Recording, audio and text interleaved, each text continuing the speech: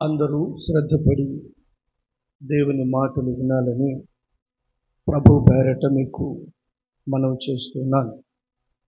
దేవుని వాక్యం వివరించబడుతున్నప్పుడు దేవుని మాటలపై దృష్టి పెట్టండి.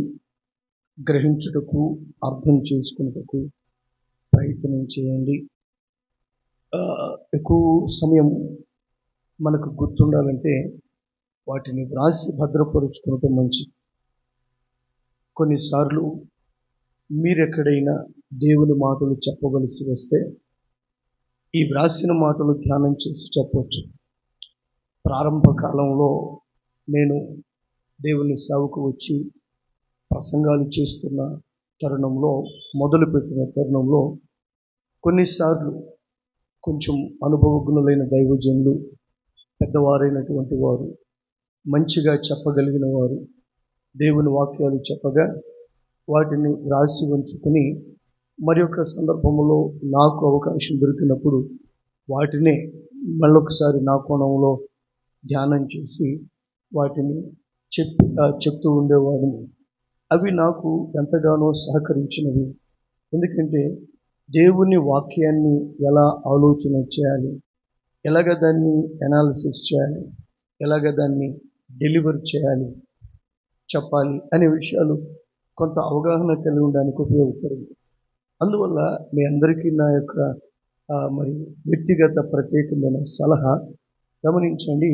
మీరందరూ వ్రాసి భద్రపరుచుకుంటే అది మీకు మంచిది. ఎప్పుడైనా మీకు దేవుని మాటలు ప్రకటించే అవకాశం వస్తే మీరు వాటిని మాట్లాడవచ్చు. అయితే ఇంకొక మాట, కొన్నిసార్లు అన్ని ప్రసంగాలు కొన్ని ప్రసంగాలు అసలు ఒక ముక్క కూడా మనం రాయలేం. వింటే అర్థమవుతుంటుంది కానీ వ్రాయడానికి ఒక పాయింట్స్ వైజ్గా ఉండవు కొన్ని ప్రసంగాలు.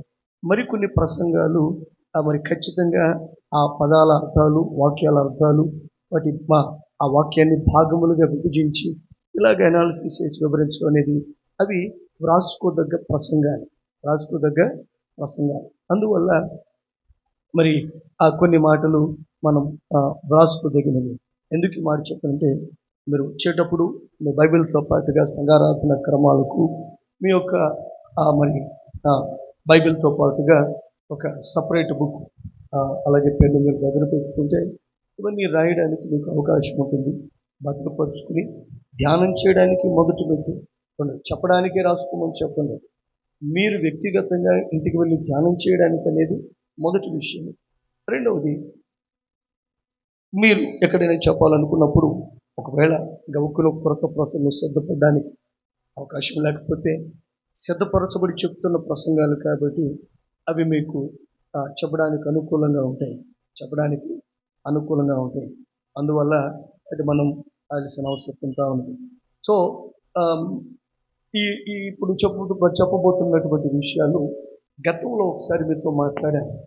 అయితే నిన్నటి నా ధ్యానంలో ప్రభు మరి ఒకసారి ఈ మాటల ధ్యానం గురించి నాకు జ్ఞాపకం చేశారు. అందువల్ల మరికొన్ని కొత్త విషయాలు ధ్యానంలో దేవుడు బయలుపరిచాడు. రోజున ఆ పాతవి కొత్తవి కలిపి మీతో మాట్లాడడానికి ప్రయత్నం చేస్తాను. నేను అనుకుంటున్నాను, లేదా బలంగా నమ్ముతున్నాను, ఇప్పుడు నేను చెప్పబోయే విషయాలు నేను ప్రసంగం చేశాను, అంటే కొన్ని విషయాలు. అయితే నేను అనుకున్నా మీకు ఎవరికి జ్ఞాపకం లేదేమో అనుకుంటున్నాను. జ్ఞాపకము లేదు, గుర్తుంటే స్తోత్రం, లేకపోయినా పర్లేదు. కనీసం ఈసారైనా రాసి పెట్టుకుని ధ్యానించడానికి ప్రయత్నించాను. మొదటి సమూయేలు గ్రంథము 17వ అధ్యాయము 32వ వచనం చదువుతాం. ఈ ఫిలిష్తీయుని బట్టి ఎవని మనస్సును కృంగ నిమిత్తము లేదు, మీ దాసుడనైన నేను వానితో పోట్లాడుదనని దావీదు సౌలుతో అనగా.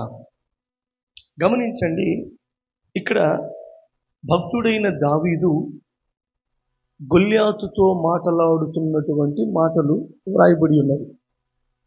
ఇక్కడ ఈ వచనములో రెండు మాటలు, అంటే రెండుగా మనం విభజించవచ్చు. ఇలా అంటున్నాడు దావీదు, అయ్యా, ఈ ఫిలిష్తీయ గొల్యాతు ఉన్నాడే, 6 మూరల జానుడు గొల్యాతు ఉన్నాడే, రోజు ఇశ్రాయేలు సైన్యమును భయపెడుతున్నటువంటి గొల్యాతు ఉన్నాడే, ఎవరిని బట్టి ఇశ్రాయేలు సైన్యమంతా భీతి నొందుతున్నారో ఆ గొల్యాతు ఉన్నాడే, వానిని బట్టి మీ మనస్సు కృంగనవసరం లేదు. వారిని బట్టి అంటే ఇక్కడ చూడండి 32వ అధ్యాయం, ఈ ఫిలిష్తీయుని బట్టి. ఎవరా ఫిలిష్తీయుడు? దావీదు 32వ వచనములో ప్రస్తావిస్తున్న ఫిలిష్తీయుడు ఎవడు? 3 సమాధానాలు చెప్తాను. నెంబర్ 1 అక్కడ చూడండి 4వ వచనంలో, 17వ అధ్యాయం 4వ వచనంలో మొదటి సమాధానం, గాతువాడైన గొల్యాతు అను శూరుడొకడు. ఎవడంట ఇతడు?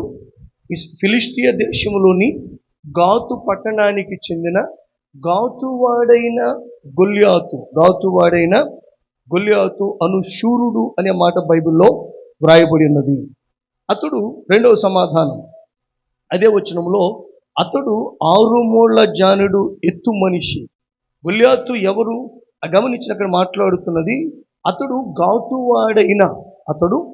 గాతువాడైన ఫిలిష్తీయుడు, అతడు శూరుడు అని వ్రాయబడి ఉన్నది. ఆ తరువాత అతడు 4వ వచనంలోనే 6 మూర్ల జానుడు ఎత్తు మనిషి. బైబిల్ లెక్కలు ఎలాగుంటాయి? బైబిల్లో ప్రస్తావించబడిన మోర అనే దానికి ప్రస్తుతం మన లెక్క ఏంటంటే గనక అడుగున్నర, 1.5 feet, అడుగున్నర అని అర్థము. ఇప్పుడు 6 అడుగులు అంటే 6 అడుగులు 6 అర్థులు 9 అడుగులు. అలాగే జానెడు అనే దానికి మన ప్రస్తుత కొలత 6 అంగుళాలు. ఎన్ని అంగుళాలు? 6 అంగుళాలు.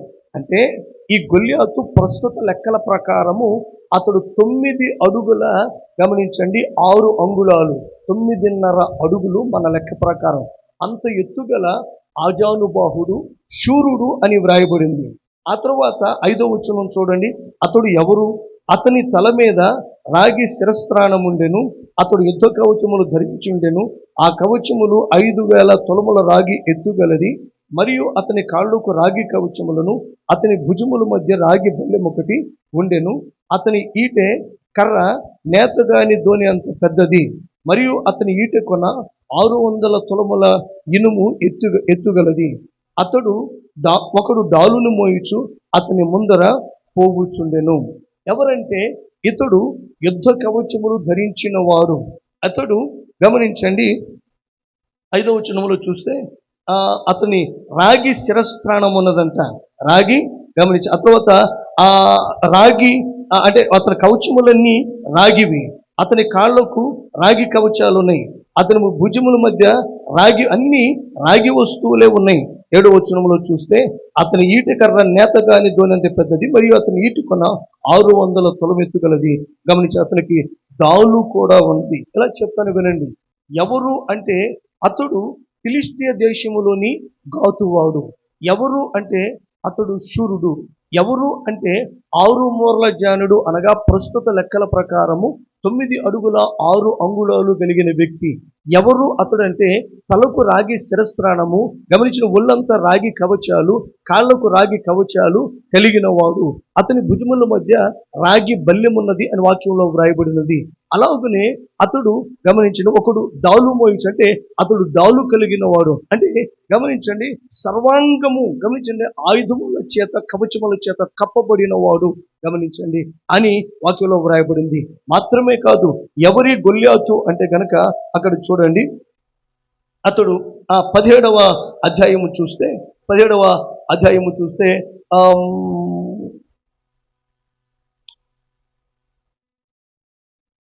వచనంలో, సౌలును ఇశ్రాయేలీయులందరూ ఆ ఫిలిష్తీయుని మాటలు వినినప్పుడు బహు భీతులైరి అని వ్రాయబడింది. 11వ వచనంలో ఎవరంటే గనక అతడు మాటల చేత, గమనించండి, ఇశ్రాయేలు సైన్యమే భయపడుతున్నది, అందరినీ కూడా భయపెడుతున్నాడు అన్నది వాస్తవము.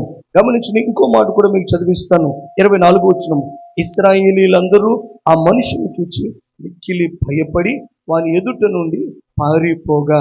గమనించండి, ఇక్కడ విషయం ఏదంటే గనక 23వ వచనం చూడండి, అతడు వారితో మాట్లాడుచుండగా గాతువాడైన గొల్యాతు అను శూరుడు ఫిలిష్తీయుల సైన్యంలో నుండి వచ్చి పై చెప్పిన మాటల చొప్పున పలుకుగా దావీదు వినెను. గమనించండి, ఇక్కడ ప్రతిరోజు అంట గొల్యాతు వచ్చి ఇశ్రాయేలు సైన్యాన్ని భయపడుతున్నాడంట. సో ఇక్కడ విశేషం ఏంటంటే గనక ఎవరి గొల్లియాతు? మాటలతోనే, ఆకారముతోనే, యుద్ధము ఇంకా చేయకుండగానే, యుద్ధము మొదలు పెట్టకుండగానే తన యొక్క ఆకారము చేత, తన యొక్క మాటల చేత ఇశ్రాయేలీయులను భయపెడుతున్నవాడు. ఇశ్రాయేలు ఏం చేస్తున్నారు చెప్పండి? భయపెడుతున్నవారు. ఎవరు భయపడుతున్నారు? గమనించే 11వ వచనంలో సైన్యమంతా భయపడుతుందని వ్రాయబడింది. ఆ సౌలును ఇశ్రాయేలీలందరూ ఆ ఫిలిష్తీయుల మాటలు విన్నప్పుడు భయభీతులేరి ఇశ్రాయేలు వారందరూ భయపడుతున్నారు. 11వ వచనము, 23వ వచనము, 24వ వచనం ప్రకారము అందరూ భయపడుతున్నారు. ఏం చెప్పండి? అందరూ భయపడుతున్నారు. అందరినీ భయపెడుతున్నారు. తన మాటల చొప్పున, తన గాంభీర్యము చొప్పున, తన యొక్క ఆకారము చొప్పున, తన యొక్క ఆయుధ కవచాలు చొప్పున అందరినీ భయపెడుతున్నాడు. ఎవరు? గొల్లియాతు. గమనించండి, ఇప్పుడు ఇశ్రాయేలీల ముందు ఒక పెద్ద సమస్య ఉన్నది. ఆ సమస్య గమనించండి, తమకు చాలా పెద్దది. జయించలేనంతగా, భయపడినంతగా, కనీసం ఎదురు వెళ్ళలేనంతగా, ఎదురు చెప్పలేనంతగా గమనించండి, ఆ సమస్య వారికి ఉంటూ ఉన్నది. ఒక పెద్ద సమస్య, వారు జయించలేని, ఎదుటకు వెళ్ళలేని, గమనించండి, ఎదురు మాట్లాడలేని ఒక పెద్ద సమస్య ఉన్నది. ఆ సమస్య ఏంటంటే గొల్లియాతు. ఆ సమస్య ఏంటి చెప్పండి? గొల్లియాతు. గమనించినట్టు గురించి చాలా వివరణ ఇవ్వబడింది. మరొకసారి జ్ఞాపకం చేస్తాను, మీకు జ్ఞాపకం ఉండడం కోసమే. అతడు 6 మూరల జానుడు అని వ్రాయబడింది. అతడు శూరుడు అని వ్రాయబడింది. అతడు కవచములు, ఆయుధములు ధరించిన వాడు అని వ్రాయబడింది. అతడు మాటలు అనేకులు భయపడుతుని ఒక సైన్యము, రాజుతో సహా ప్రజలు, సైన్యము, ఇశ్రాయేలీలందరూ అంటాడు. కేవలము సైన్యమే కాదు, సైన్యముతో పాటుగా ఇశ్రాయేలు జాతిలో ఉన్న సైన్యమందరూ భయపడుతున్నారు. ఇశ్రాయేల్ జాతిలో ఉన్న ప్రజలందరూ భయపడుతున్నారు. రాజుతో కూడా భయపడుతున్నారు. గమనించండి, ఇప్పుడు ఇశ్రాయేలీయుల ఎదుట ఒక పెద్ద సమస్య ఉన్నది. ఆ సమస్య గొల్లియాతు. ఆ సమస్య ఎంత పెద్దదంటే గనక ఎదురు వెళ్ళుటకు భయపడేటువంటి సమస్య, ఎదురు చెప్పలేనటువంటి సమస్య, గమనించి తలుచుకుంటేనే వెన్నులో వణుకు పుట్టినటువంటి పెద్ద సమస్య. ఇప్పుడు ఇశ్రాయేలీయుల ఎదుట ఒక పెద్ద సమస్య ఉన్నది. పెద్ద సమస్య ఉన్నది. గమనించండి దేవుని బిడ్డలారా, ఎంతటి సమస్య ఉంది. అయితే ఈ సమస్యలో దావీదు మాటలు చాలా విచిత్రంగా మనకు కనబడుతుంది. ఒకసారి మళ్ళీ ఆ మాట చదువుదాం. ఏంటండి ఆ మాట అంటే గనక 17వ అధ్యాయము 32వ వచనము. ఈ ఫిలిష్తీయుని బట్టి ఎవరి మనస్సును కృంగ నిమిత్తము లేదు, మీ దాసుడనైన నేను వానితో పోట్లాడుదునని దావీదుతో అనగా. గమనించండి, ఒక సైన్యముతో పాటుగా ఆ జాతి ప్రజలందరూ, వీరందరితో పాటుగా దేశపు రాజు, ఇంతమంది భయపడుతున్న ఒక సమస్యను గడ్డిపోచ అన్నట్లుగా మాట్లాడుతూ ఇదేముందండి, పెద్ద విషయం కాదు అని 2 డైలాగులు చెప్పాడు దావీదు. ఏమన్నాడంటే గనక గమనించండి, ఆయన ఏమన్నాడంటే, ఇతన్ని బట్టి మీరు భయపడింది, ఇతనిని బట్టి మీ మనస్సు కృంగ అవసరం లేదు అని అన్నాడు. రెండోది, వాడితో నేను ఫైట్ చేస్తాను, పోట్లాడుదును అంటే ఫైట్ చేస్తాను అన్నాడు. అంటే దావీదు ఏమన్నాడంటే గనక I can solve the problem. చాలా సిల్లీగా మాట్లాడుతున్నాడు. ఏమండి సిల్లీగా? ఆ రోజున ఒకవేళ ఆ మాటలు అంటున్నప్పుడు వృద్ధులు ఎవరైనా ఆలోచన కలిగిన వారు, పెద్ద తలకాయలు ఎక్కడ ఉంటే వాళ్ళు గడ్డం సవరించుకు ఇలా అనేవాళ్ళు, పిల్ల కుంక అనేవాళ్ళు, పిల్లకాకి ఏం తెలుసురా, ఉండేలు దెబ్బ అన్నట్లుగా అనేవారేమో. ఎందుకంటే ఆ రోజున దావీదు మాటలు అలాగే ఉన్నాయి. ఏమంటున్నాడంటే గనక దావీదు అనే మాటలు చాలా సింపుల్గా గడ్డి పరకట్ట తీసి పాడేసినట్లుగా, అసలు అది పెద్ద మ్యాటరే కాదు అన్నట్లుగా, అసలు అది పెద్ద మ్యాటరే కాదు అన్నట్లుగా దావీదు ఏమంటున్నాడంటే గనక, ఇగో నేను పోట్లాడతా, మీ మనసులేం కృంగపడద్దు, నేనున్నా కదా అని అంటున్నాడు. అనేకులు ఒకసారి ఏంటి రాసుడు ఏం మాట్లాడుతున్నాడు అనేటువంటి ఆ షాక్ పుట్టించే మాటలు మాట్లాడు. 32వ వచనం మామూలు మాటలు కాదు, అనేకుల్లో ఒక షాక్ పుట్టేటువంటి మాటలు. ఏమన్నాడు? అందుకే మరి ఈ దావీదు ఎంత తేలిగ్గా మాట్లాడాడో అర్థం కావాలంటే, గొల్లియాతు ఎంత పెద్దవాడో మాట్లాడాను. గొల్లియాతు అందుకే ఆ మాటలు మాట్లాడు. ఎంత పెద్దవాడు, ఏమండి, అంటే ఒక సైన్యంతో పాటు దేశ ప్రజలందరూ, అందరితో పాటు రాజు కూడా భయపడేటువంటి ఒక పెద్ద స్థితిలో అతడు మాటల చేత, కేవలం యుద్ధము చేయక మునిపే మాటల చేతను, ఆయుధముల చేతను, ఆకారము చేతను మరి అతడు భయపడుతూ ఉంటుండగా, అటువంటి పెద్ద సమస్యను దావీదు ఏం చేస్తున్నాడంటే చాలా సింపుల్గా అదే ఉందలే తీసేయండి అన్నట్టు మాట్లాడుతున్నాడు. ఏమండి, అదేముంది, మాట్లాడుతున్నాడు. ఏమంటే ఒకవేళ ఇప్పుడు ఎవరైనా ఒక పెద్ద ఏమండి ఇంతలా ఉన్న పాసుపం పడగెట్టి ఉంటే మనకి చెమటలు గారిపోతే ఎటు గదితే అటు తిరుగుతుంది, ఏంటి చెప్పండి అనుకున్నాం. అలాంటి పరిస్థితిలో ఉంటే ఆ పక్కన అడుగుంటే అదే ఉందిలే పోరా కూర్చోండి అన్నాడు అనుకోండి, నీకు ఎట్లా ఉంటుంది? దావీదు అట్లాగే ఉంది. ఇంత పెద్ద సమస్య ఎదురుగా ఉంటే దావీదు మాటలు ఎట్లున్నాయి అంటే కనుక సింపుల్గా అదే ఉందలేండి తీసేద్దాం అన్నట్లుగా అనిపిస్తూ ఉంది. ఏది పెద్ద ప్రాబ్లం కాదే అన్నట్లుగా అనిపిస్తూ ఉంది. సరే, విశేషం ఏంటంటే దేవుని బిడ్డలారా, ఎంతగా దావీదు చేస్తున్నాడు. 2 మాటలు మాట్లాడు, ఆ మాటలు మనసులో నాటు కూడా ప్రయత్నించేద్దాం. దావీదు ఏమన్నాడంటే కనుక, ఈ ఫిలిష్తీని బట్టి మీరు భయపడుతున్నారే, సూర్యుడు అంటున్నారే, గాతు వాడే, లేదా ఇన్ని ఆయుధాలు ధరించాడే, వాడికి మీరు భయపడొద్దండి, మీరు మీ మనసులో పెద్ద బాధపడొద్దు అని అంటున్నాడు. రెండోది ఏమన్నాడంటే గమనించింది, వాడితో నేను పోట్లాడుతాను అంటున్నాడు. వాడితో నేను పోట్లాడుతున్నాను. ఆ రోజున నిజంగానే విన్న వాళ్ళందరికీ మైండ్ బ్లాక్ అయిపోయిందని చెప్పాలి.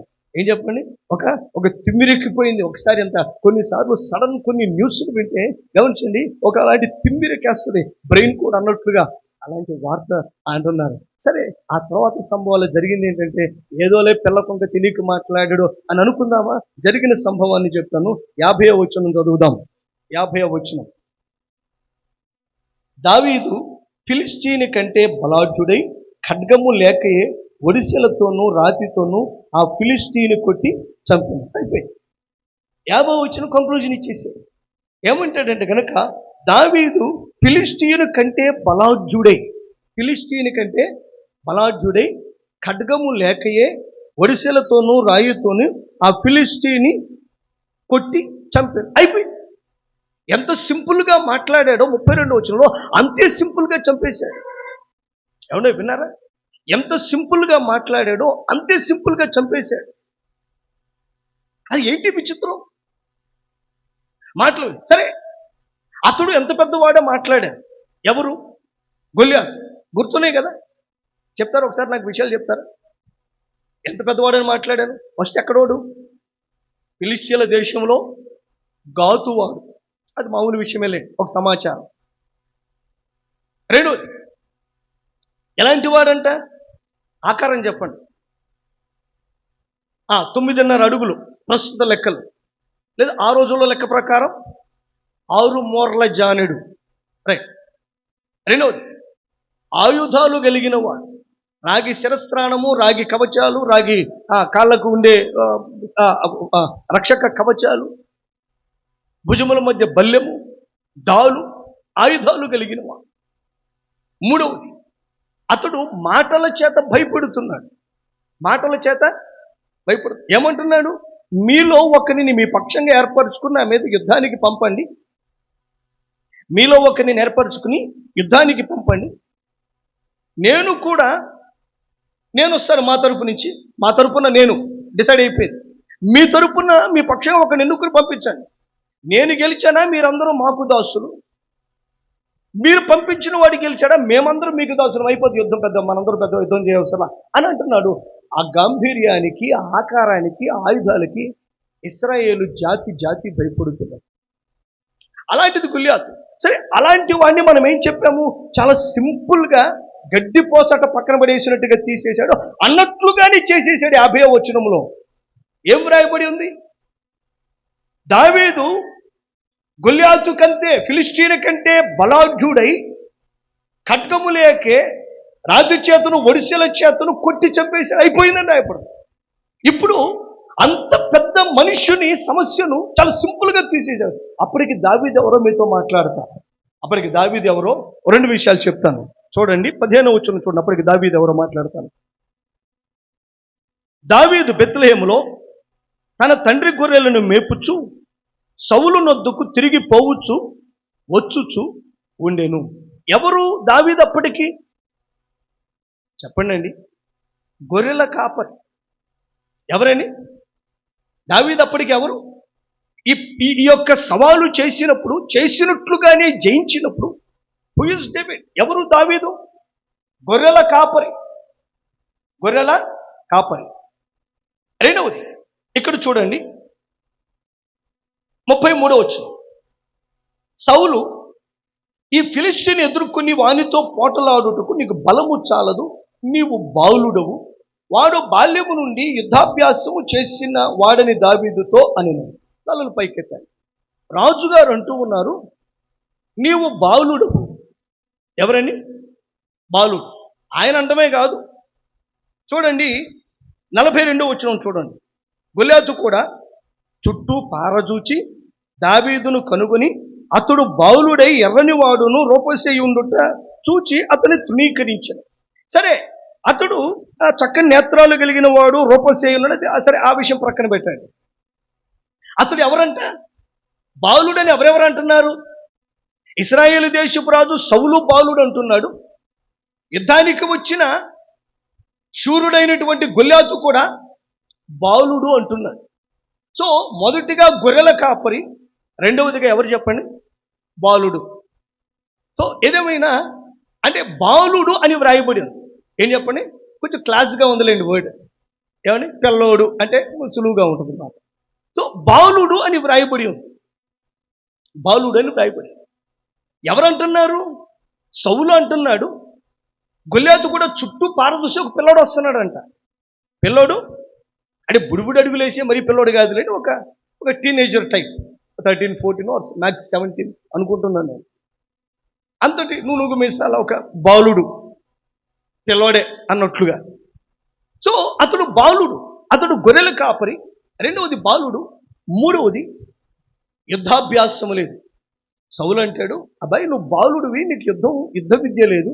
వాడు బాల్యము నుండి యుద్ధాభ్యాసం చేసిన వాడు పుట్టుకతోనే కట్టుపట్టుకు పుట్టాడా అన్నట్లుగా చేస్తాడరా వాడి యుద్ధాలు. వాడు చాలా ప్రాక్టీస్ అయ్యాడు. 2-3 గురువుల దగ్గర బాగా ఆరితేరిపోయాడు. వాడి శరీరం చూడు, కండలు తిరిగి ఉంది. వాడి కత్తి వాడడం తెలుసు, బల్లెము పోటు తెలుసు, అన్నీ తెలుసురా వాడికి. బాల్యము నుండి యుద్ధాభ్యాసం చేసిన వాడు. కానీ నువ్వెవరు ఆ మాట అన్నాడంటే అర్థం ఏంటిది? బట్ నువ్వెవరివి? యుద్ధాభ్యాసము లేని వాడివి. ఇప్పుడు దావీదు ఎవరో మాట్లాడుతాను. దావీదు ఎవరంటే 3 మాటలు గుర్తుపెట్టుకోండి. నెంబర్ 1, దావీదు ఎవరు అంటే అతడు గొర్రెలు కాచుకునేవాడు. రెండవది అతడు బాలుడు. మూడవది యుద్ధాభ్యాసము లేనివాడు. మరి అతడు శూరుడు, కవచాలు కలిగిన వాడు, భయపెట్టగలిగిన వాడు, ఆకారమే భయపడుతుంది. ఇలాంటి గొప్ప వ్యక్తిని బాలుడైనటువంటి యుద్ధ విద్యల్లో అంతగా అనుభవము లేనటువంటి, కేవలము చిన్నవాడైనటువంటి గొర్రెలు కాచుకునే పనిలో ఉన్నటువంటి దావీదు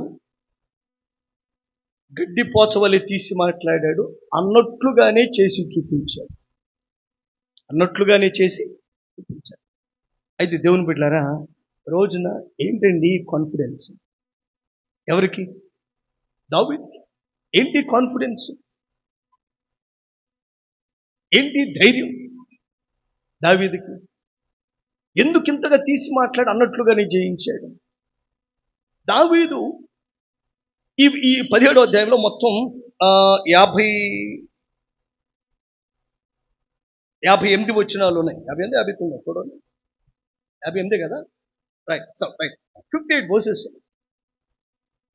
ఈ మొదటి సమూయేలు గ్రంథము 17 అధ్యాయము, మీరందరూ ఇది తీసి పెట్టుకున్నారా? ఆలస్యంగా వచ్చిన వాళ్ళు 238 నుంచి తీసి పెట్టుకోండి. మొదటి నుంచి 238 మనం 58 వచనాల్లోనే మాట్లాడతాం. రైట్. సో మొదటి సమూయేలు గ్రంథము 17వ అధ్యాయములో ఈ 58 వచనాలు ధ్యానం చేస్తే, అంత గొప్పవాడు శరీరాన్ని బట్టి గొల్యాతు, చాలా చిన్నవాడు శరీరాన్ని బట్టి దావీదు. అలాంటి వాడు చాలా సులువుగా మాట్లాడాడు, అన్నంత సులువుగానే జయించాడు. ఇప్పుడు 50 వచనం మరొకసారి చదువుతాం. 17వ అధ్యాయం 50 వచనం. దావీదు ఫిలిష్తీయుని కంటే బలాఢ్యుడై ఖడ్గము లేకయే వడిసెలతోనూ రాతితోనూ ఆ ఫిలిష్తీయుని కొట్టి చంపెను. ఫిలిష్తీయుని కొట్టి చంపెను. జాగ్రత్తగా ఈ మాటలు వినండి.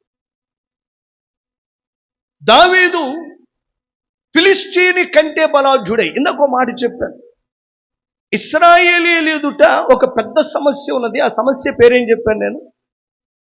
గొల్యాతు అని చెప్పాను. ఆ సమస్య పేరేంటిది? ఇక్కడ దావీదు ఫిలిష్తీయుని కంటే బలాఢ్యుడై, శత్రువు కంటే బలాఢ్యుడై, సమస్య కంటే బలాఢ్యుడై, శత్రువు కంటే బలం పొందుకున్నాడు, సమస్య కంటే బలం పొందుకున్నాడు. శత్రువును జయించగలిగినంత, సమస్యను ఓడించగలిగినంత బలాఢ్యుడయ్యాడంట. దానిని మించిపోయాడు. ఒక మాట అడుగుతాను, మీరు కొంచెం ఆలోచనతో సమాధానం. దావీదు ఫిలిష్తీయుని కంటే బలాఢ్యుడై ఫిలిష్తీయుని కొట్టి చంపాడు. నా ప్రశ్న ఏంటంటే, దావీదు ఫిలిష్తీయుని కంటే బలాఢ్యుడయ్యాడండి, అందుచేత కొట్టి చంపాడండి అని 50 వచనం మాట్లాడుతుండగా నా ప్రశ్న ఏంటంటే, ఆ ఫిలిష్తీయుని కొట్టి చంపేంత బలము చిన్నప్పటి నుంచి ఉందా? ఆ రోజునేమైనా ప్రత్యేకంగా అనుగ్రహించబడిందా? ప్రత్యేకమైన కృప ఏమన్నా దావీదు పట్ల చూపబడిందా వారిని జయించడానికి? ఆలోచించి సమాధానం చెప్పండి. ఏమంటారు? ఏం చెప్పినా పర్లేదు, సమాధానం చెప్పండి. పుట్టినప్పటి నుంచి అలాంటి వాడా? కానీ దావీదు ఆ సందర్భములో ప్రత్యేకమైన కృప చేత నింపబడి గొల్యాతును కొట్టి జయించాడా? నేనేమంటున్నాను, శత్రువు కంటే బలాఢ్యుడై, సమస్య కంటే బలాఢ్యుడై దాన్ని ముగించాడు, లేదంటే కనుక దాన్ని జయించాడు, ఆధిపత్యం సాధించాడు అని చెప్తున్నాను. నా ప్రశ్న ఏంటంటే, అప్పుడేమైనా దేవుని చేత అనుగ్రహించబడిందా? ముందు నుంచి అలాంటిదేదో స్పెషల్గా ఉన్నదా దావీదులో? మీరేమంటారు? ఎవరేం మాట్లాడు? సరే, దానికి సమాధానం కావాలంటే వర్తమానం జాగ్రత్త వినాల్సిందే. అప్పుడు మాట్లాడదాం. అప్పుడు మళ్ళీ ఒకసారి అడుగుతాను చివరిలో, అప్పుడు సమాధానం చెప్పండి. నా ప్రశ్న గుర్తుండగా? ఏంటి ఆ ప్రశ్న? ముందు నుంచే అలాంటి పవర్స్ ఏమన్నా దావీదులో పనిచేస్తున్నాయా? దావీదు మీద యుద్ధానికి వెళ్ళినప్పుడు ఆ రోజున ఆ సమస్యను జయించడానికి ప్రత్యేకమైన కృప ఏమన్నా దొరికిందా అన్నది మీతో మాట్లాడతాను. సో దావీదు యుద్ధానికి వెళ్ళేటప్పుడు దావీదుకున్న తలంపులు కొన్ని జ్ఞాపకం చేస్తాను. ఏమంటే వింటున్నారా? దావీదు యొక్క తలంపులు మీకు జ్ఞాపకం చేస్తాను. మొత్తం 5 తలంపులు మీ ఎదుట పెడతాను. ఉదయకాల ధ్యానంలో 7 దొరికినాయి. ఎన్ని దొరికినాయి? 7 దొరికినాయి.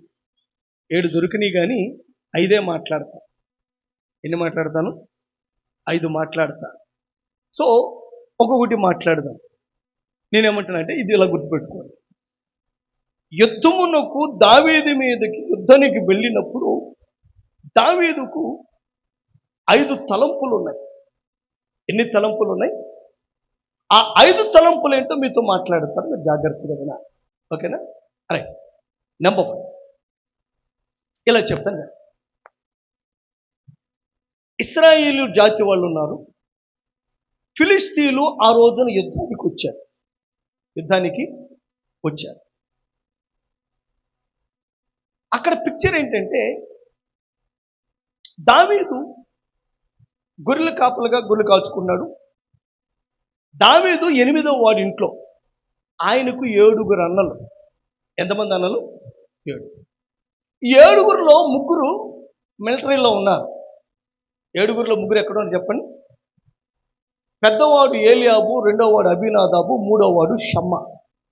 దావీదు యొక్క అన్నలు. ఈ 3 మిలిటరీలో ఉన్నారు. అక్కడ సైన్యంలో ఉండగా ఫిలిష్తీయులు ఇశ్రాయేలు మీదకి వచ్చారు. ఆ ఫిలిష్తీయులలో ఉన్నటువంటి శూరుడైన ఫిలిష్తీయుడైన గొల్యాతును బట్టి సైన్యమంతా భయపడుతున్నారు. ఇది అక్కడ జరుగుతుంది. ఎక్కడ అంటే ఏలా లోయ అని చెప్పండి. ఎక్కడ యుద్ధం జరిగింది? ఇది ఏలా లోయలో. దావీదు పొలంలో ఉన్నాడు. నాన్నగారు కబురు పంపాడు, రారా అన్నయ్య వాళ్ళు ఎట్టున్నారో చూసిరా అని చెప్పి దావీదుకి తూమెడు వేయించిన గోధుమలు 10 రొట్టెలు ఇచ్చి, ఈ అన్నయ్య వాళ్ళకి ఎవరా?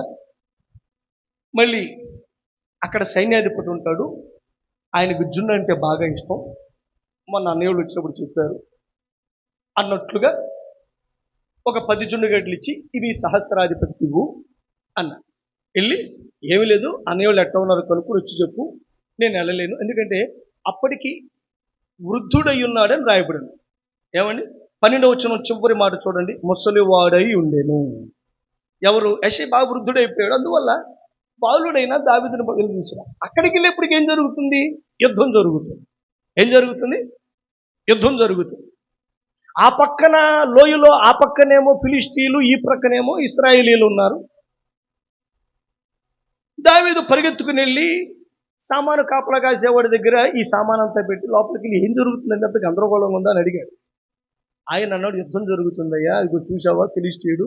దావీదు దీంతో మాట్లాడుతూ ఉండగా అప్పుడే గొల్లియాతు వచ్చాడు. వచ్చి తన ఆకారము, తన ఆయుధాలు, తన యొక్క మాటలు అందరూ భయపడి పారిపోతుంటే ఆ సహస్రాధిపతితో దావీదు అన్నాడు, ఏంటి అందరూ పారిపోతున్నారంటే, చూసావుగా వాడి ఆకారం, వాడు 40 రోజుల నుంచి మమ్మల్ని భయపెడుతున్నాడు, ఇది సంగతి అన్నాడు సహస్రాధిపతి. అతనితో దావీదు అంటాడు, ఈ మాట చూడండి 26వ వచనం. దావీదు, జీవము గల దేవుని సైన్యములను తిరస్కరించుటకు ఈ సున్నతి లేని ఫిలిష్తీయుడు ఎంతటి వాడు, వానిని చంపి ఇశ్రాయేలీలలో నుండి ఈ నిందను తొలగించు వానికి బహుమతి ఏదని తన యొద్ద నిలిచిన వానిని అడుగగా.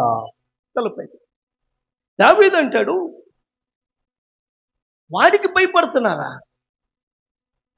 అరే వాడు సున్నతి లేడు అండి, వాడికి మనం భయపడడం ఏంటి? మనం సున్నతి కలిగిన వారము, జీవము గల దేవుని సైన్యము కదా ఇది. జీవము గల దేవుని సైన్యములను తిరస్కరించుటకు సున్నతి లేని ఫిలిష్తీయుడు ఎంతటి వాడు అని అంటున్నాడు. ఒక మాట అడుగుతాడు, మీరు సమాధానం చెప్పండి. దావీదు దేనిని బట్టి వాడంతా వాడెవడు అంటున్నాడు? చెప్పండి, గట్టిగా చెప్పండి. సున్నతిని బట్టి. ఏమన్నాడు? అరే వి ద ఇజ్రాయెలైట్స్ వీఆర్ సర్కంసైజ్, మనము సున్నతి పొందిన వారం అండి. వాడెవడో సున్నతి, వాడెవడైతే మనకేంటి, మనం సున్నతి కలిగిన వారము, దేవుని పెట్టలము. వాడు సున్నతిలను మళ్ళీ జయించడం ఏంటి అని అంటున్నాడు. అంటే సున్నతి కలిగి ఉండడం చేత వాడెవడండి, సున్నతి కలిగిన మనం కదా గ్రేట్ అన్నట్టు మాట్లాడుతున్నాడు. ఈ మాట మనకు అర్థం కావాలంటే ముందు సున్నతి అర్థం కావాలి. ఏం కావాలి చెప్పండి? సున్నతి అర్థం కావాలి. సున్నతి గురించి అవసరమైతే లేదంటే కనుక వివరించగలిగితే వివరిస్తాను, మీరు తీయొద్దు, అవసరమైనప్పుడు నేను తీస్తాను. ఆదికాండము 17వ అధ్యాయంలో వ్రాయబడి ఉంది. ఇలా వినండి. ఫస్ట్ సున్నతి అంటే ఏంటంటే, దేవుడు ఇశ్రాయేలు ప్రజలతో ఒక నిబంధన చేశాడు అబ్రహాముతో ద్వారా. అబ్రహాము, నీవు నీ తర్వాత నీకు పుట్టబోయే నీ సంతానము, మీరు నా బిడ్డలు, నేను మీ దేవుణ్ణి. దీనికి గుర్తుగా మీ శరీరంలో ఒక గుర్తు పెడుతున్నా. అదేంటంటే, ప్రతివాడు 8వ రోజున పుట్టినప్పుడు 8వ రోజున తన గోప్యాంగ చర్మమున సున్నతి చేయవలెను. You should cut your foreskin. మీరు గోప్యాంగ చర్మమును కత్తిరించి సున్నతి చేయాలి.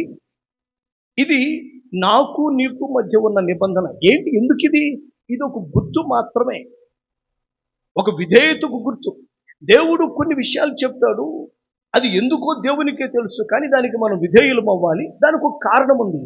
ఎందుకంటే గనక దేవుడు అంటున్నాడు, ఇదిగో నేను మీ దేవుడినై ఉండినట్లు మీరు నా బిడ్డలు అయినట్లు, ఇదిగో మన గుర్తు. ఇదిగో మీరు చూసినప్పుడల్లా మీరు ప్రతిరోజు మీకు గుర్తు రావాల్సిందే, నేను ఇదిగో మీ దేవుడు, మీకు పుట్టబోయేవారు కూడా నా బిడ్డలు, మనందరం ఒకటి, నేను మిమ్మల్ని ఏర్పరచుకున్నాను. అంటే దేవుడు ఏర్పరచుకున్న దానికి, దేవుడు తన బిడ్డలుగా చేసుకున్న దానికి ప్రతి దినము వారికి గుర్తు ఉండడానికి వారికి ఒక గుర్తు పెట్టాడు శరీరమందు.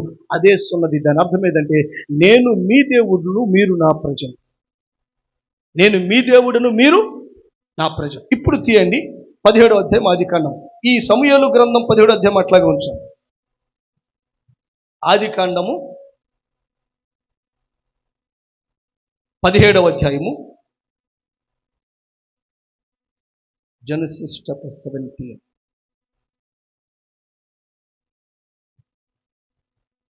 10వ వచనం చదువుతాం. నాకును నీకును నీ తరువాత నీ సంతతినికి నీ మధ్య మీరు గైకొనవలసిన నా నిబంధన ఇంటిదనగా, మీలో ఏమంట, ప్రతి మగవాడు సున్నతి పొందవాలి. మీరు మీ గోప్యాంగ చర్మమున సున్నతి పొందవాలి. అది నాకు నీకు మధ్య ఉన్న నిబంధనకు సూచనగా ఉండును. 8 దినముల వయస్సు గలవాడనగా నీ ఇంట పుట్టిన వాడైనను, నీ సంతానమున కానీ అన్నినేత వెండితో కొనబడిన వాడైనను, మీ తరములలోని ప్రతి మగవాడు మీలో సున్నతి పొందవలెను. 13వ రెండో భాగము. అప్పుడు నా నిబంధన మీ శరీరమందు నిత్య నిబంధనగా ఉండును. ఎందుకంట 7వ చూడండి. నేను నీకును నీ తర్వాత సంతానమునకును దేవుడినై ఉండున్నట్లు నాకు నీకు నీ తర్వాత వారి తరములో నీ సంతతికి మధ్య నా నిబంధన నిత్యము స్థిరపరచును. తలపైకి అర్థమైంది కదా? ఎందుకంట నేను మీకు దేవుడును, మీరు నాకు బిడ్డలై ఉంటున్నారు. దీనికి గుర్తుగా మీ గోప్యాంగచర సున్నతి పొందాలి. మీలో 8 దినములప్పుడు ఈ సున్నతి పొందాలి. ఇది నీకు నీ తరువాత నీకు పుట్టబోయే నీ సంతతికి మధ్య నా నిత్య నిబంధనగా ఉంటుంది. ఓ అబ్రహాం, నాకు నీకు నీ తర్వాత నాకు నీ సంతతికి మధ్య ఒక నిబంధనయ్యా. మీరు నా బిడ్డలు, నేను మీ దేవుడును. మిమ్మల్ని ఒక ప్రత్యేకమైన ఉద్దేశం కొరకు ఏర్పరచుకుని ఉన్నాను. You are mine and I'm yours. నేను మీ వాడను. ఇది మన నిబంధన. మీరు ఈ గోప్యాంగ చర్మమును సున్నతి చూసినప్పుడు ఏమర్థం కావాలంటే, మీకు దేవుడిని నేనున్నాను, బలవంతుడను, నేను సర్వశక్తి గల దేవుడను అని దేవుడు అబ్రాహాముతో మాట్లాడాడు. అబ్రాహాము తన ఇంటి వారికి బోధించాడు. అది ఇశ్రాయేలులు కొనసాగుతూ వచ్చింది. ఇప్పుడు గొల్యాతు అడ్డం తిరిగిన ఈ సందర్భంలో దావీదు అంటున్నాడు, ఆ సున్నతిని తెస్తున్నాడు. సందర్భంలో సహస్రాధిపతి అన్నాడు, చూసావు కదా ఏంటి అసలు ఆ బిడ్డ భయపడుతున్నాడు అంటే, దావీదు అంటాడు, జీవము గల దేవుని సైన్యములను తిరస్కరించుటకు ఈ సున్నతి లేని ఫిలిష్తీయుడు ఎంతటి వాడు అంటే అంటున్నాడు. దావీదు యొక్క తలంపు ఏంటంటే, జాగ్రత్త వినండి, దావీదు యొక్క తలంపు ఏంటంటే, సున్నతి కలిగిన వాని ఎదుట నిలబడగలిగిన వాడెవడు? ఏ సున్నతి ఉంటే ఏమైంది? సున్నతి అంటే దేవుని కలిగిన వాడు, దేవునితో నిబంధన కలిగిన వాడు, దేవుని పేరట బ్రతుకుతున్నవాడు, దేవుని కలిగి ఉన్న వానితోనూ, దేవుని సంబంధికుడైన వాడితో, దేవుని ఆధారంతో జీవించే వాడితో ఆ నిబంధన శరీరం ముందు గుర్తుగా కలిగి ఉన్న వానికి ఎదుట నిలబడేవాడు ఎవడూ లేడు. దేవుని కలిగి ఉన్న వానికంటే, సున్నతి కలిగిన వాడి కంటే బలవంతుడెవడు, గొప్పవాడెవడు? అంటే సున్నతి అంటే శరీరము కత్తిరించబడి ఉంటున్న బట్టి అతిశయపడడం లేదు, దేవుని కలిగి ఉండాలని బట్టి అని అర్థము. ఇదిగో మేము దేవుని వారము, we belong to God. What is ours? We belong to God. నేను దేవునికి చెందినవారు. దేవుని కలిగి ఉన్న వారి కంటే గొప్పవాడెవడు? దేవుడు గొప్పవాడు. ఆయన కలిగిన మేము మమ్మల్ని జయించేవాడెవడు? దేవుడు కలిగిన వాడి కంటే గొప్పవాడెవడు లేడు అన్నది దావీదు యొక్క తలంపు. ఒక భక్తుడు ఇలా అంటాడు, you and God will make majority అంటాడు. ఎదుట 10 లక్షల మంది ఉన్నారు, నీవు నీతో పాటు దేవుడు ఉంటే నీదే మెజారిటీ అంటాడు. వింటున్నారా? ఇక ఎదుట 10 లక్షలు కాదు, లెక్క పెట్టలేనని కోట్ల మంది, ఈ ప్రక్కన నీవు నీతో పాటుగా దేవుడు ఉంటే నీదే majority. You and God will make majority. ఇక నీదే ఆధిపత్యము, నీదే ఆధిపత్యం.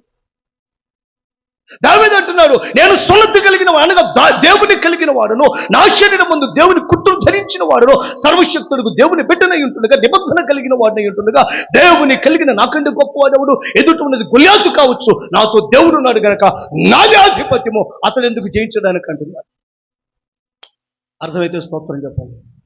హల్లెలూయా. దేవుని బిడ్డలారా, నీ పక్షంగా దేవుడు ఉంటే, నీ పక్షముగా నీతో దేవుడు, నీతో దేవుడు, నీదే ఆధిపత్యము, నీదే మెజారిటీ. ఇది నువ్వు గ్రహించవచ్చు. అందుకే మోషే అంటాడు, నువ్వు నాతో రాకపోతే నేను అడుగు కూడా ముందుకు పోయినాయి అంటాడు. నాట్ ఈవెన్ 1 foot, ఒక్క అడుగు కూడా నేనేం చేయను, నువ్వు నాతో రావాల్సి.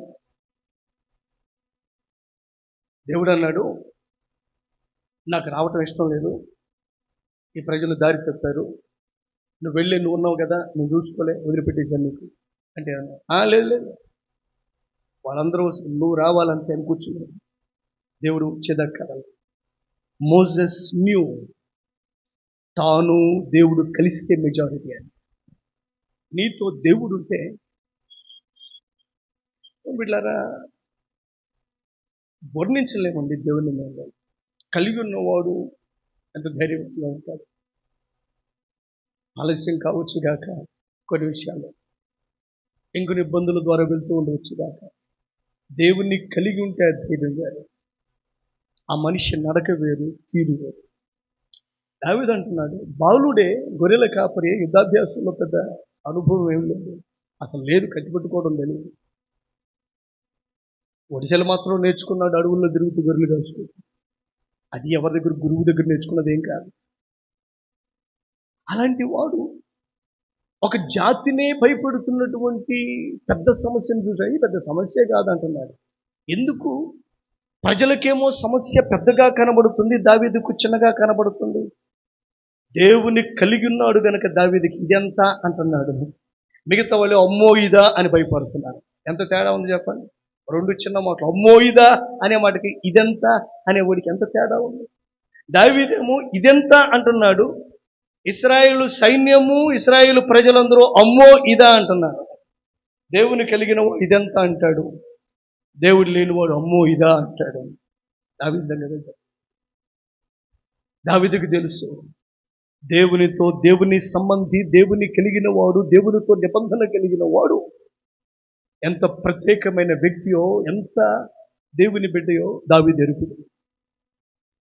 ఇప్పుడు దావీదు అంటున్నాడు, సున్నతి గల జీవము గల దేవుని గల జీవము గల దేవుని సైన్యములు పరిష్కరించకు ఈ సున్నతి లేనోడెంత. దేవుణ్ణి బట్టి ధైర్యం. దావీదు తలంపు, మేము దేవుని కలిగిన వారము, దేవుని కొరకు ప్రత్యేకించబడిన వారము, ప్రత్యేకంగా బ్రతుకుతున్న వారము, దేవుని వారమైన మా ఎదుట నిలబడి కలిగిన వాడెవడు? దావీదు యొక్క మొదటి తలంపు, మేము దేవుని వారము. ఏం చెప్పండి? మేము దేవుని కలిగి ఉన్న వారము, సున్నతి కలిగిన వారు అని అంటున్నారు. దావీదు యొక్క మొదటి తలంపు ఏంటంటే, దేవుని కలిగి ఉండగా, అంటే ఎదుట ఎంత పెద్ద సమస్య అయినా దేవుని కలిగి ఉన్న వాని ఎదుట నిలబడలేదు అన్నది దావీదు యొక్క ఆలోచన. అర్థమైతే స్తోత్రం చెప్పండి. హల్లెలూయా. ఇది నెంబర్ 1. ఇది మొదటి తలంపు. రెండవ తలంపు మీతో మాట్లాడతాను. Second thought. రెండోది ఏం తలంపు కలిగి ఉన్నాడంటే, సరే సహస్రాధిపతితో ఈ మాట అన్నాడు, పక్కకెళ్ళి ఇంకొకరితో ఈ మాట అన్నాడు. ఈ లోపల అన్నయ్య చూశాడు, పెద్దోడు ఏలియాబు, రారా అన్నాడు. ఏట్రా ఏంటన్నయ్య, మరి నీ దుష్టతో నాకు తెలుసురా, యుద్ధం జరుగుతుందని నీకు తెలిసి గొర్రెలను అక్కడ పడేసి యుద్ధం చూడడానికి వచ్చేసావురా వెళ్ళంబెర్రిగా అన్నట్లుగా ఏమన్నాడంటే, నువ్వు వెళ్ళిపో అర్జెంటుగా అంటే, ఇంకొకటి దగ్గరికి ఇదే మాట మాట్లాడుతున్నాడు దావీదు. ఈ మాట ఆ నోట ఈ నోట రాజుగారి దాకా వెళ్ళింది. వాళ్ళు చాలా స్పీడ్ అనుకుంటా. ఎవరు? ఒక విషయం తెలిస్తే వాల్ పోస్టులు వేయడంలో మనమెంతో వాళ్ళు అంతేని అనుకుంటా, మనకంటే స్పీడ్గా ఉన్నారు వీళ్ళు. అట్లా అన్నాడా లేదా అరగంటలో రాజుగారికి తెలిసిపోయింది. ఎట్లా? ఆడంతా అని అన్నాడు. ఎవరి దగ్గర? ఎవరో కౌన్కిస్కా అని ఎవరో ఒకరి దగ్గర. ఆ మాట అరగంటలో ఎవరి దగ్గరికి చేరిపోయింది. అందుకు నేనేమంటానంటే, మనకంటే స్పీడ్ అంటున్నా వాళ్ళు. ఎవరు? రాజుగారికి వెళ్ళిపోయింది వార్త. రాజుగారికి వెళ్ళిపోయింది వార్త.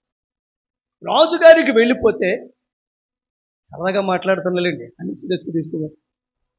సరే విషయం ఏంటంటే, ఆ మాట ఏం జరిగిందంటే, రాజుగారు తెలిసి అలా ముందు పట్టుకురండి, సరే గెలుస్తాలే తర్వాత సంగతి, ముందు మాట అయితే అన్నాడు, రేపు తీసుకురండి. వచ్చాడు.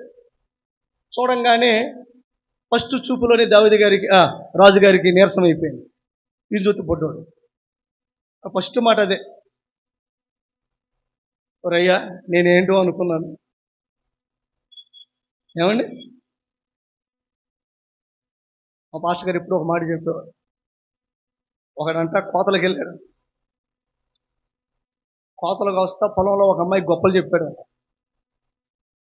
నాకు అది ఉంది ఇది ఉందని. ఆడి పేరు సాముయేల్ అంట. ఆ పిల్లడి మాటలమ్మి పెట్టుబడికి వచ్చేసిందండి. రొంకు పెట్టుబట్టుకుని వచ్చేసిందండి. ఎక్కడికి? ఈలూరు వచ్చేసింది. వచ్చిన తర్వాత అంటుందంట, చూసింది మొత్తం చూసింది. ఎరా సాముయేలుగా, ఎడ్డంటివే బండంటివే, మేడంటివే మిద్దంటివే, పెట్టుకోవడం సూటి ఎదురా. ఎరా సాముయేలుగా, ఎద్దంటివే, మాకు ఎడ్డు ఉన్నాయి బండి ఉన్నాయి అన్నావు.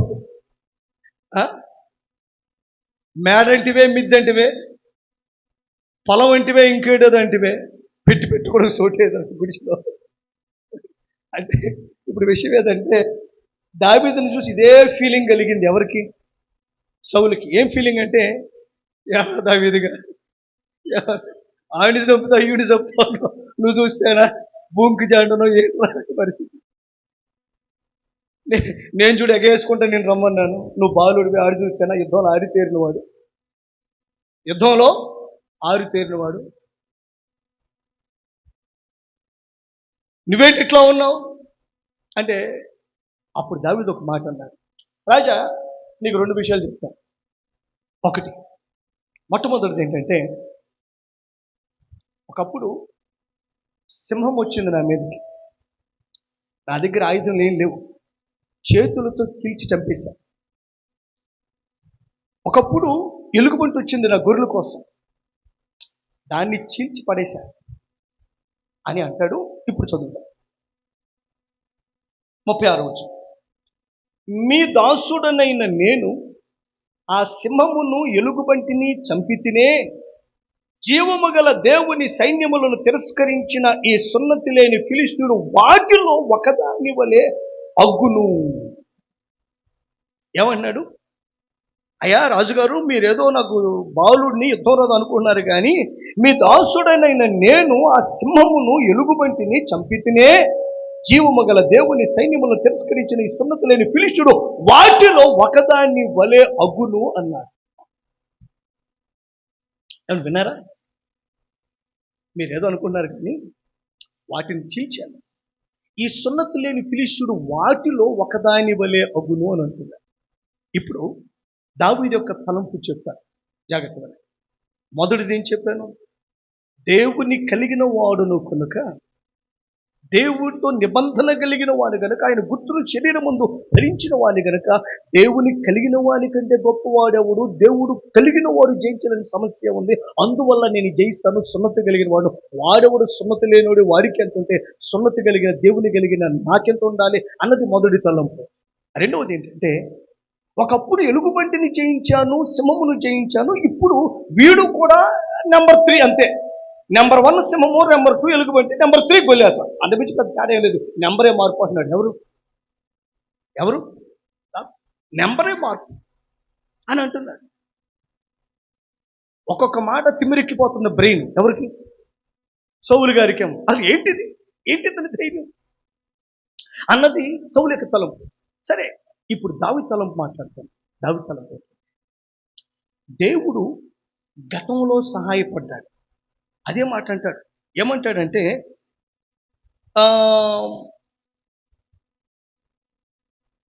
ఇక్కడ చూడండి 34 వచనం. అందుకు దావీదు కాదు 37 వచనం. సింహం యొక్క బలము నుండి, ఎలుగుబంటి యొక్క బలము నుండి నన్ను రక్షించిన యెహోవా. అక్కడ ఆగండి. ఎవరిని బట్టి రక్షించానంటున్నాడు?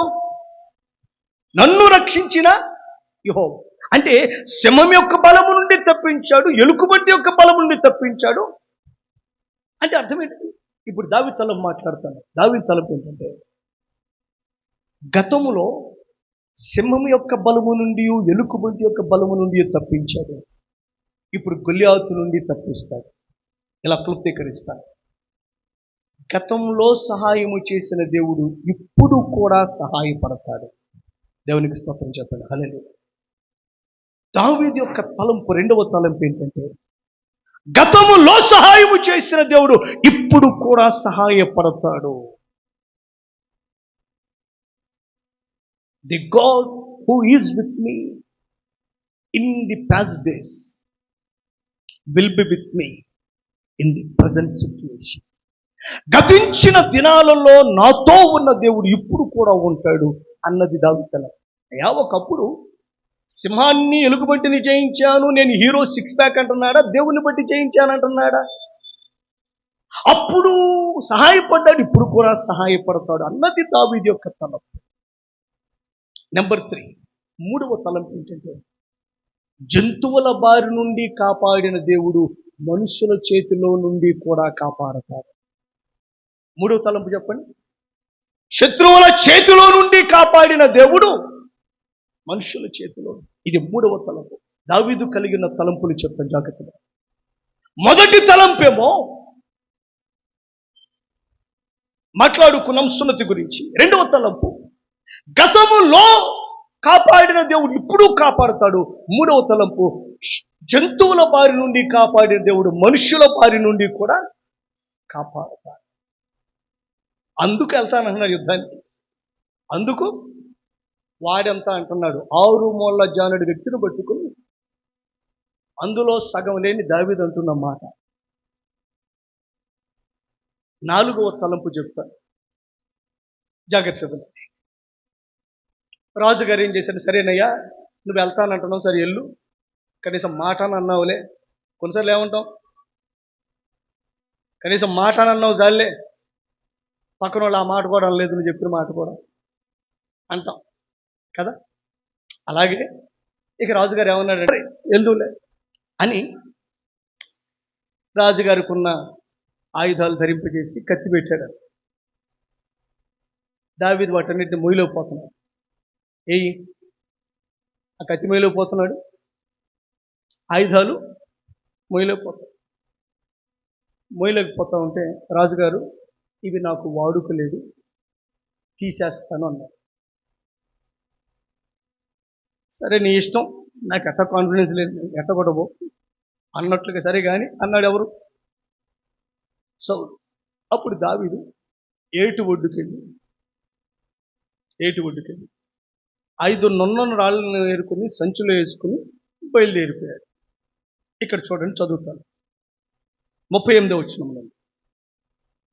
పిమ్మట సౌలు తన యుద్ధ వస్త్రములను దావీదునకు ధరింపచేసి రాగి శిరస్త్రాణము ఒకటి అతనికి కట్టి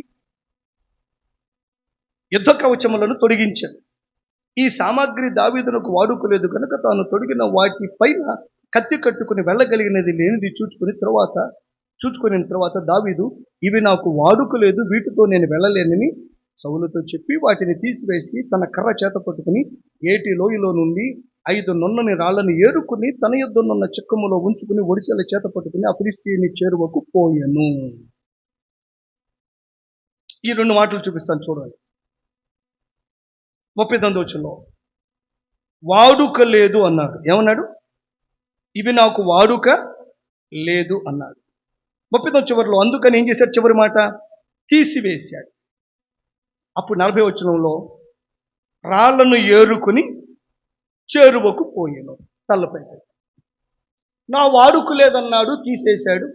5 రాళ్లను ఏరుకున్నాడు, యుద్ధానికి వెళ్ళాడు. ఇది 39-40 వచనాల సారం.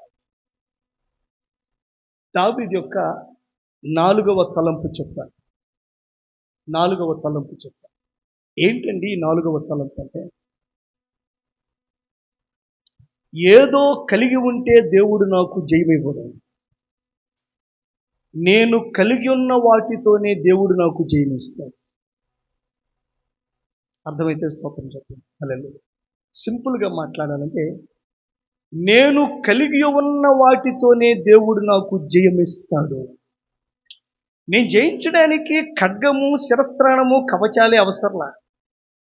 దేవుడు నా పక్షాన ఉంటే నా దగ్గర రాళ్ళేవని వాటితోనే జయమిస్తాడు. ఏదో కలిగి ఉంటేనే జయమివ్వాల్సిన అవసరం దేవుడికి ఏముంది? నేను కలిగి ఉన్న వాటితోనే దేవుడు నాకు జయమిస్తాడు అన్నది దావీదు యొక్క తలంపు. కాబట్టి రాళ్ళ నేరుకు రాళ్ళతో యుద్ధానికి వెళ్తాడు. స్తోత్రం చెప్పండి. హల్లెలూయా. David is the only one who went for the war, who went to fight only with the stones. రాళ్లను, గొలగరాళ్లను జేబులో పెట్టేసుకుని వెళ్ళిపోయాడు యుద్ధానికి. దావీదు యొక్క బలమైన తలంపు ఏంటంటే, నేను కలిగి ఉన్న వాటితోనే, నా దగ్గర ఉన్న వాటితోనే, నాకు చేతనైన వాటితోనే దేవుడు నాకు జయము అనుగ్రహింప చేయగలడు. నమ్మితే స్తోత్రం చేద్దాం. హల్లెలూయా. దేవుడు నాకు జయమిస్తాడు. కర్ర చాలు సముద్రమును పాయలు చేయడానికి, 5 రొట్టెలు 2 చేపలు చాలు 5,000 మందికి పంచి పెట్టడానికి. మాట చాలు శతాధిపతి కుమారుడు బాగుపడ్డాడు. 5 రాళ్ళు చాలు, అందులో ఒకటే చాలు శత్రువుని జయించడానికి. నీవు దేవుని వాడవైతే నీ దగ్గర ఉన్నది చాలు జయించడానికి. దేవునికి స్తోత్రం. హల్లెలూయా. అంత గొప్పవాడు. ఉన్నది సరిపోతుంది, మిగతా దేవుడు చూసుకుంటాడు. ఉన్నది చాలు, ఉన్నది చాలు. God will give you victory with whatever you have. నువ్వేం కలిగి ఉన్నావో దానిని ఆధారం చేసుకునే జయమిస్తాడు.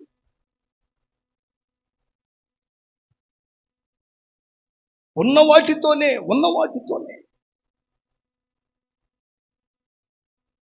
God can give you victory. దావీదు అవన్నీ తీసేసి తలంపు ఏంటంటే, సౌలు అనుకుంటున్నాడు అవన్నీ ఉంటే జయమని, దావీదు అనుకున్నాడు దేవుడు ఉంటే చాలు ఉన్న వాటితోనే జయమిచ్చేస్తాడు. ఆ రాతితోనే జయమిచ్చాడు. స్తోత్రం చెప్పండి. హల్లెలూయా. ఇది 4వది. 5వ తలంపు చెప్తాను, జాగ్రత్తగా వినండి. ఇది చివరిది. 5వ తలంపు. 5వ తలంపు ఏంటంటే, సరే యుద్ధానికి వెళ్ళాడు. ఇట్లా చూశాడు గొల్లియాతు. ఎదురుగా చూస్తే బొడ్డోడు ఉన్నాడు. ఎదురుగా ఎవరున్నారు చెప్పండి. రూపసి. బొడ్డోడు బలే ఉన్నాడే అనుకున్నాడు గొల్లియాతు కూడా. బొడ్డోడు అనుకున్నాడు. ఎర్రని వాడు రూపసి అంట. ఎవరు చెప్పండి. దావీదు. ఎర్రని వాడు రూపసి. 42 వచ్చిన చూడండి. చుట్టూ పారజూచి, అంటే ఎడ చూసుంటాడు? పారజూచి. దావీదును కనుగొని అతడు బాలుడై ఎర్రని వాడును రూపసి ఉండుట చూచి అతన్ని తృణీకరించెను. అప్పుడు వాళ్ళిద్దరూ మాట్లాడుకుంటున్నారు. ఎవరిద్దరు? ఈ పక్క బాలుడు, ఆ పక్కన 6 మూరల జానుడు సూర్యుడు. బాలుడు సూర్యుడు మాట్లాడుకుంటున్నారు. ఎవరెవరు? బాలుడు వర్సెస్ సూర్యుడు మాట్లాడుకుంటున్నారు. పాత సినిమాల్లో అయితే పద్యాలు పాడేవాళ్ళు. ఓయి మిత్రమా అని పద్యాలు పాడేవాళ్ళు. వీళ్ళు పద్యాలు పాటల డైలాగులు చెప్తున్నారు. ఎవరండి? ఫస్ట్ గొల్లియాతు డైలాగ్ ఏంటంటే, ఏంద్రా కర్ర పట్టుకొస్తున్నావు, నిన్ను ముక్కలుగా నరికి నీ మాంసాన్ని ఆకాశ పక్షులకు భూచందులకు వేస్తాన్రా అన్నాడు. దావీదు డైలాగ్. నేను కూడా నీ తలను తెగవేసి అన్నాడు. అమారు చూద్దాం. 44 వచనంలో గొల్లియాతు డైలాగ్. నా దగ్గరకు రమ్ము, నీ మాంసమును ఆకాశ పక్షులకును భూమృగములకును ఇచ్చివేతును అని దావీదుతో అనగా, 45 వచనం దావీదు. నీవు కత్తియు ఈటియు పల్లెమును ధరించుకుని నా మీదకి వచ్చుచున్నావే, అయితే నీవు తిరస్కరించిన ఇశ్రాయేలుల సైన్యములకు అధిపతి యెహోవా పేరట నీ మీదకి వచ్చుచున్నాను. ఈ దినమున యెహోవా నిన్ను నా చేతికి అప్పగించును. నేను నిన్ను చంపి నీ తల తెగవేతును. చివరిలో ఆయన కూడా ఆ మాట అన్నాడు. కళేబరములను ఆకాశ పక్షులు భూములు ఇత్తును. ఇప్పుడు నాకు నేను పట్టుకున్న మాట ఏంటంటే, నీ తల తెగవేతును. ఏమన్నాడు చెప్పండి? నీ తల తెగవేతును అన్నాడు. దావీదు ఏం పట్టుకెళ్ళాడు యుద్ధానికి? ఒడిసేలా రాళ్ళు పెట్టుకోవడానికి సంచి, వేసుకున్న బట్టలు, చేతిలో కర్ర. మరి ఏమంటున్నాడు? తలను తెగవేస్తానంటున్నాడు. తలను చెప్పండి. దావీదు దగ్గర కత్తి లేదు కదా, ఎలా తెగవేస్తాడు? కాన్ఫిడెంట్గా చెప్తున్నాడు. మరి నీవు జీవము గల దేవుని సైన్యములో తిరస్కరిస్తున్నావు, ఈ దినమును నిన్ను చంపి నీ తలను తెగవేసి అని చూడుగా అబద్ధాలు చెప్తున్నాడా? మరి ఏంటి దావీదు కాన్ఫిడెన్స్? నీ తలను తెగవేసి అన్నాడంటే దావీదు తలంపు ఏంటంటే, జాగ్రత్త, నేను చేయుటకు అవసరమైనవి నాకు దేవుడు ఇస్తాడు. తల తెగవేయాలా, కత్తిస్తాడు. దావీదు తల అనుకున్నట్టుగానే ఒడిశలతో రాయిబెట్టి కొట్టాడు, అది నుట్టు తగిలింది, వెనక్కబడిపోయాడు, బోర్లా పడ్డాడు. సారీ, ఏం చేశాడు? కొడితే వెనక్కబడాలి, అదొక బెంత, బోర్లా పడ్డాడు గొల్లియాతు. వాడి బలమైన ఖడ్గం ఒకటి ఉంది, దాన్ని దూసి వాడి తలను తెగవేశాడు అనుకున్నట్టుగానే. మరి ముందే వాడి బొడ్లో కత్తి చూసి ఇది నాదే అనుకున్నాడేమో నాకు తెలియదు. లేదు, నాకు కావలిస్తే దేవుడు కత్తిస్తాడు అనుకోడు తెలియదు. మొత్తానికి ఏమన్నా నీ తలను తెగవేస్తాడు. అంటే ఇక్కడ దావీదు తలంపు చెప్తాను. దావీదు తలంపు, నాకు అవసరమైనవి దేవుడు నాకు సమయానికి ఇస్తాడు. స్తోత్రం చెప్పండి, హల్లెలూయా. ఇప్పుడు దావీదు యొక్క 5 తలంపులు చెప్పాను. ఎన్ని తలంపులు? మొదటిది, సున్నతి కలిగిన వాడు. రెండవది, జంతువుల బారి నుంచి కాపాడిన దేవుడు మనుషుల బారి నుంచి కాపాడుతాడు. మూడవది, గతములో కాపాడిన దేవుడు ఇప్పుడును కాపాడుతాడు. నాలుగవది, కలిగి ఉన్న వాటితో దేవుడు నాకు కత్తి అవసరం, కలిగి ఉన్న రాళ్లతోనే చేయలేదు అని అన్నాడు. 5వ తలంపు ఏంటంటే, నాకు అవసరమైనవి సమయానికి దేవుడు నాకు ఇస్తాడు. ఇప్పుడు దావీదు ఈ 5 తలంపులతో యుద్ధానికి వెళ్ళాడు. ఇలా చెప్తాను, దావీదు యొక్క 5 తలంపులు 5 విశ్వాస పలుకులు అని చెప్పాలి. చెప్పండి, దావీదు యొక్క 5 తలంపులు 5 విశ్వాస పలుకులు. నేను సున్నతి కలిగిన వాడును, నేను వాటిని చేయించాను, వీడిని చేయిస్తాను, నాకు అవి అవసరం లేదు, ఇవి చాలు, నేను కత్తితో వాడిని తెగవేస్తాను.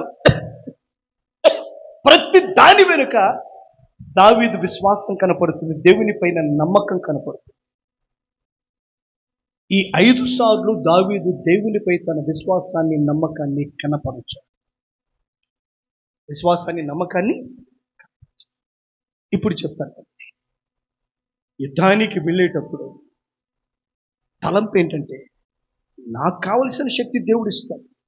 తలంపు ఏంటంటే, నాకున్న వాటితోనే దేవుడు నాకు జయమిచ్చేస్తాడు, అవసరమైతే తర్వాత ఇంకా కొన్ని ఇస్తాడు.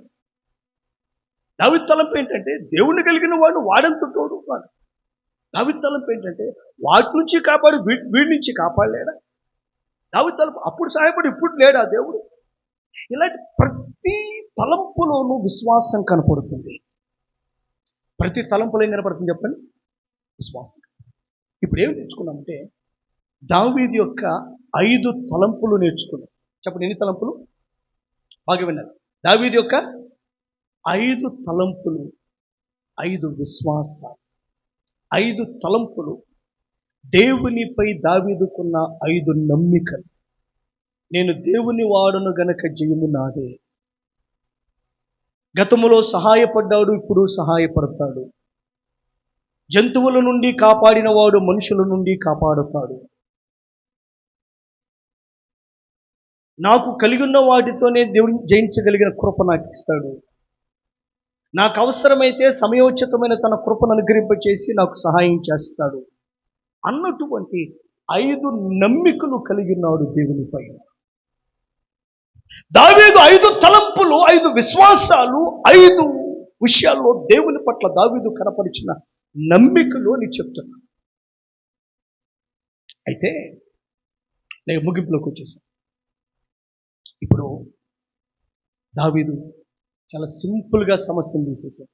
వాడంతటో కారణం లేదంటే ఈ లోతైన విశ్వాసం కాపాడుతాడు. ఇప్పుడు ప్రారంభంలో మాట చెప్పాడు, ఇశ్రాయేలీయుల ఎదుట ఇప్పుడు ఒక పెద్ద సమస్య ఉంది. ఆ సమస్య గొల్లియాతు. దావీదు శత్రువు కంటే గొప్పవాడే, సమస్య కంటే గొప్పవాడే దానిని సులభంగా జయించేశాడు.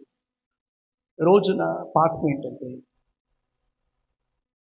లోకంలో జీవించుండగా అనేకమైన సమస్యలను మనం ఫేస్ చేయాలి. ఆ రోజున దావీదు కలిగిన కృప శత్రువును మించిన బలము, శత్రువును మించిన సామర్థ్యము, శత్రువును మించిన తెలివి. మనము ఎదుర్కొంటున్న సమస్యల్లో వాటిని మించిన శక్తి, బలము కావాలంటే దావీదు కలిగిన ఈ 5 విశ్వాసాలు, దావీదు కలిగిన ఈ 5 నమ్మికలు, దావీదు కలిగిన ఈ 5 తలంపులు మనం కలిగి ఉండాలి. మొదట మనం దేవుని వారము. ఈ సమస్య మనకెంత? గతంలో సహాయం చేశాడు, ఇప్పుడు ఇవ్వలేడా?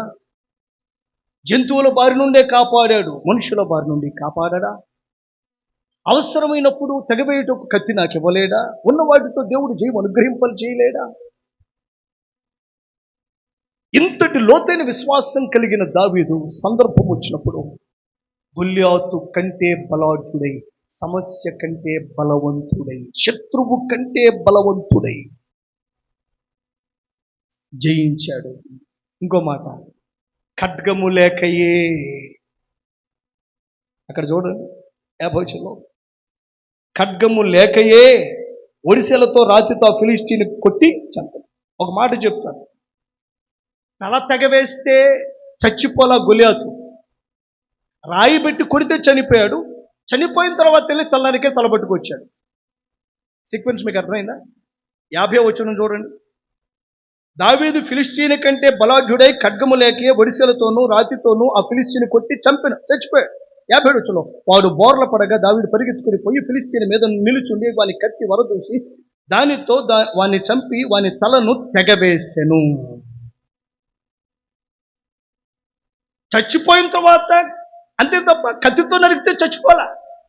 అంటే శత్రువుని రాయితోనే జయించేశాడు, తర్వాత తలను తెగవేశాడు.